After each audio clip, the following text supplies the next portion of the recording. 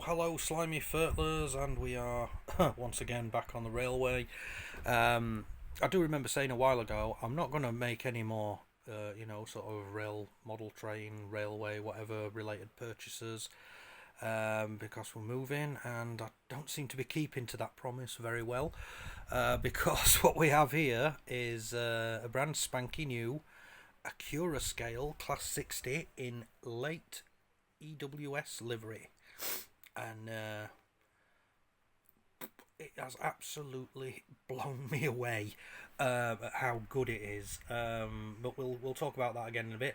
As I showed before when I had the previous Class 60 out, which is actually packed away because it's in there. The old Lima one in the early EWS livery with the maroon colour, and the logo says EW and S. As you can see, this just says EWS. I had one of these Bachmann Thrall coal hoppers. Now I've got three because somebody was flogging them on eBay at I can't remember how much, but it was significantly cheaper than I'd seen people selling. There was somebody selling three together, and they wanted nearly 200 quid for three. I've managed to get these three, well, that separate, and then these two together. I've managed to get these for less than 120. So I think it's about 120. I don't know, but yeah. So now I have a decent rake of coal hoppers, or well, say coal hoppers. They haven't actually got any loads in them. I haven't put any loads in them yet. Still haven't from last time. I will do at some point. I mean, it doesn't have to be coal. It could be limestone or gravel or iron ore or something, but because this is basically a recreation of a train I used to see pretty much every day in the 1990s, it's going to be coal. Because, like I said before, the place where I used to live, or the place where I spent most of my years living as a youth, was basically a coal mining town, and we'd see trains coming through, three or four times an hour at one point, hauling coal off to the various power stations that were in the area. There were three power stations, I think, that got coal off the route that we used to live in. But still no updates on the 58. Still waiting for the bits I've ordered to fix it to turn up. They are being really, really slow, which is a pain in the fucking arse. Right. Also, one thing that has come this week that's not train related is this, a G.I. Joe classified Pythona from the G.I. Joe the movie, or Action Force the movie it was called here. Lovely figure. I haven't birthed her from her plastic prison yet, but just looking at the figure and all the accessories and stuff you get with it, it's lovely. The box is also really pretty as well, because it's made out of that hollow foil stuff that they use on Pokemon and Yu-Gi-Oh cards and stuff like that, which it has pretty rainbow colours depending on how the light hits it. I don't know whether you can see there, but depending on the angle, you get some things there. You get pretty rainbow colours this way, and then go that way, and it's all shiny and everything. But yeah, very, very nice figure. Got for a very good price from In Demand Toys, although I must say it did take them a while to actually put it in the post to me. But never mind, it got here in the end, and it's undamaged and very nice. I'm happy, they're happy, everybody's smiling, all's right with the world. But yeah, anyways, Accurascale. So yeah, I've put the box over yonder somewhere. I'm not going to get up just to dig it out. But yeah, Accurascale, this is brand new. It was bought from, I think it was Furnace Models via their eBay store, brand new. Accurascale don't actually have these in stock themselves anymore, so I couldn't buy one direct from them. But yes, so I bought it from Furnace Models, which some people will be pleased to say, support your local modelling shop. Well, Furnace is not my local modelling shop. I don't live anywhere near Barrow in Furnace or wherever it is. I don't know. I'm not exactly sure, but Yeah, they took a little while to get it in the post to me as well. But yeah, it got here very well packed. They put so much packaging material in there. The only way that this thing was going to be damaged would be if somebody chucked it in a crusher, which I'm very glad they didn't, because I wouldn't be terribly happy about that. In fact, I would be rather miffed. But yeah, so let's have a little tour around Toronto. First and foremost, this is Class 60, and it's number 60065, which is actually a real vehicle. And it is a real named vehicle because this one is called Spirit of Jaguar, with the Jaguar Cars logo on. You know, Jaguar, that company, used to make really, really good cars that everybody loved and stuff, and then all of a sudden they decided to try to appeal to people under the age of 25 by going all weird and woke and whatever and producing really crap electric cars, and they're suffering badly for it now. Oh well, never mind. But yeah, it's a Jag. So yeah, but yeah, we have, it's Accurascale. Like I say, it's Accurascale. We have the EWS backup logo or secondary logo on there, with the English, Wales, and English, Welsh, and Scottish Railways logo there, which isn't a stag, as I previously said before. It's actually a combination of the a lion, a unicorn, and a stag. I think it's a stag. It's got horns, so I'm going to guess it's a stag. But yeah, lion, unicorn, and thing, which is, anybody will know, make up the national animal mascots, whatever, of the England, Wales, and Scotland. Although I always thought Wales' official creature was a dragon. Yeah, okay. Well, I'm not getting into that, but yeah, but obviously I've seen quite a few reviews of various different models that Accurascale have made via Sam's Trains and other people on the YouTubes, as well as various pictures on Facebook, stuff like that, what people bought. And I've always been impressed with their descriptions of the quality and the weight and the quality of detail, the quality of manufacture. And as soon as I got this out the box, plopped it on the track and run some juice for it, I was literally speechless. I couldn't believe how good it was. We have lots and lots and lots of really good detail. We have, door handles that are picked out really nicely. We have wire grab bars for the driver to hold himself up, and we have a little ladder there. We have paint applications on the bogies and the springs. We have a pre-fitted, which you can remove and swap out. We have a snow plough thing there. We have sprung buffers, and are these metal? No, they're not metal, they're plastic. But yeah, sprung buffers, and not those crappy type of sprung buffers either, like the ones that are made out of really cheap plastic that kind of, you push them in and they get stuck, and then they break and fall out, and you can't really fix them. But yeah, we have. Well, you'll see better in a minute, but we have some fairly good detail in the driver's cab. We have windscreen wipers, we have horns, air horns at the top. There's a little driver inside there. We have numbers and stuff painted on the front. We come around the sides here. We've got the exhaust for the engines.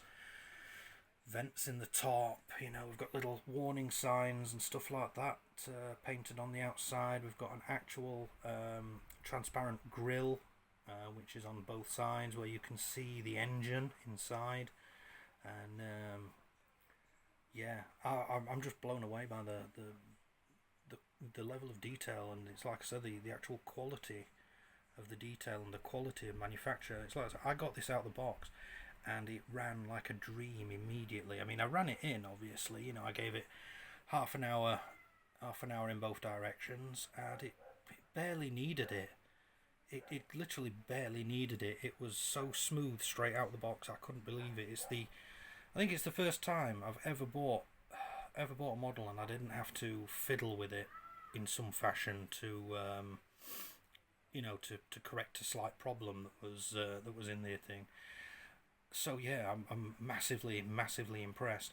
So I've connected this up. I've swapped out. It comes with couplings fitted to it, which is Accurascale's transparent hook claw tension couplers. It had one pre-fitted on each end. I've removed the one from the front because this is going to be the front, and I've replaced the rear one with some magnetic couplings, which is something else I'm really loving at the minute, and I must get more. Basically they're magnetic couplings for the NEM pockets. They just slide in, and that's when you stop getting things uncoupling themselves and getting smashed to pieces when the train rams into them from the back.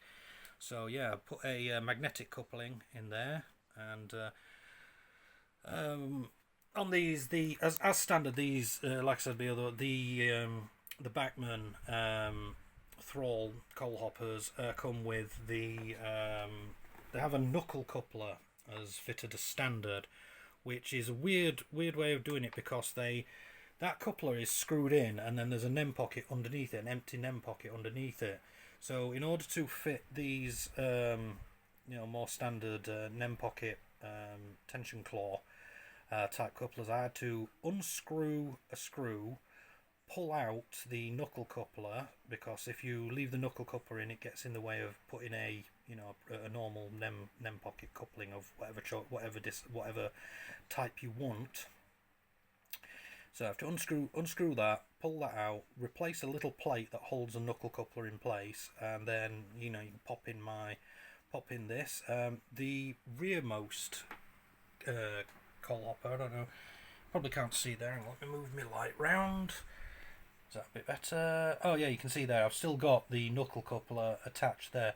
The knuckle couplers don't work very well. I was gonna just have a magnetic coupling on the first hopper, and then just leave the rest all as knuckle joints. But I don't know whether the spring in them's knackered or something, because I don't know how old these hoppers are. But yeah, none of the knuckle couplers seem to work properly. So if I get any more of these, they'll all be getting swapped out for either tension claw or magnetic couplers. But yeah, so let's my big lamp, my lamp wants to go off and do other things. We'll switch it off because that's making the light look weird. There we go. So yeah, we'll just pull back, and you can see the length of the thing there. Not much going off sort of model village wise. I have put some more figures out, and I've just noticed that Captain Slow appears to be missing. Where is he? Oh, he's fallen over. Oh, he's probably been in the kebab and calculator and had a few pints of Hawkstone beer, and is a little bit worse for wear. But yeah, so here we go. Give her some juice, and we'll send her off on an adventure. I'll send him off, and as you can see, one of the first things that happens is we've got lights, and we've got really, really nice lights as well. As we can see, when the train comes towards me, we've got directional lighting, white at the front, red at the back. We also have very, very nice cab lighting. Now the lighting stays at that brightness no matter how much power you've got it on. I'm running this currently at 40%, and that is nice and bright, and you can see it. And yeah, it stays at that brightness. But also, one of the things that kind of took me by surprise and blew me away was the light in the engine compartment. So as it's travelling, you can actually see the engine inside, and it's proper scaled model of the actual engine that's inside a Class 60. And if you can hear, look, 40%. I'm just gonna. How quiet is that? No motor whirring noise, no buzzing, no grinding, nothing. It is simply a beautiful piece of engineering, and I am so impressed with it. And I will admit that the Accurascale stuff is expensive sometimes. It's generally a lot more expensive than like Hornby. It's not, because Hornby do expensive engines, just an engine on their own. Their train packs obviously can stand a train pack costing more than just an engine on its own, but They do expensive ones, but if I was to compare the quality of this Class 60 against a similarly priced Hornby, the Accurascale wins every time. Quite literally, the Accurascale one wins every time. Accurascale have seriously got their shit together, and despite what people were saying about them the other week about because they bought Helljan and basically they're wanting to try and rid themselves of the curse of Helljan. Well, Helljan's well-deserved reputation for producing overpriced crap. Accurascale absolutely deserves every ounce of respect, because this is amazing. Compared to some of the Helljan stuff I've seen, it just blows it away completely. Yeah. So yeah, and there we are. The Accurascale Class 60 in EWS late colours. It's like you can see there, the EWS late colours are slightly brighter than the early colours, so they don't match up properly with the coal hoppers. I don't care, because quite often when you'd see this come thundering through the village, it would the actual engine and the hoppers probably wouldn't match up in colours anyway. But yeah, I can't think of anything more to say about this. It's just awesome. It's worth every penny I paid for it, and I would recommend this. If you want one, get one. Even if it's not in the EWS colours, an Accurascale Class 60 is a solid purchase. Don't pay too much for it, obviously. I mean, on the Accurascale website, they're about £160. I didn't pay that for this. I paid less than that. Not much less, but less.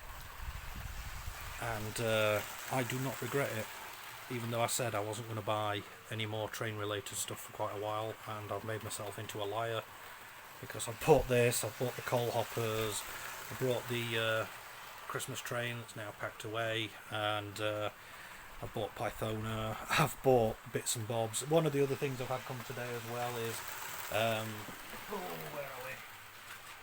Kind of preempting.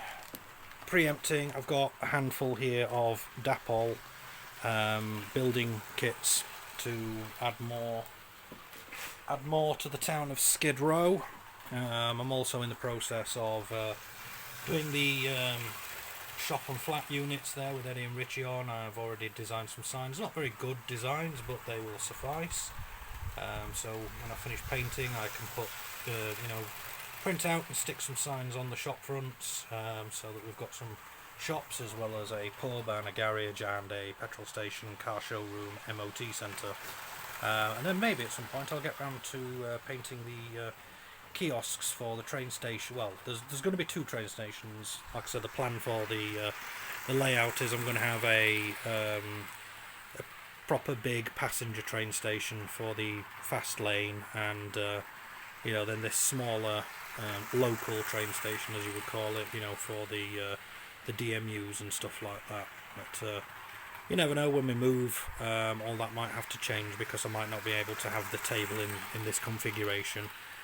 So I might have to change the layout and stuff like that. But yeah, as you see there, this Class 60 has been whizzing round on the second radius loop, not derailed, it's not winged, it's not slowing down on the corners. I won't say perfect, because nothing's perfect. I can turn the camera off and something go wrong, but it's damn good. It's just so damn good. So yeah, anyways, that's been me rabbiting on about this for a while. I'm going now because I need a wee. Bye bye.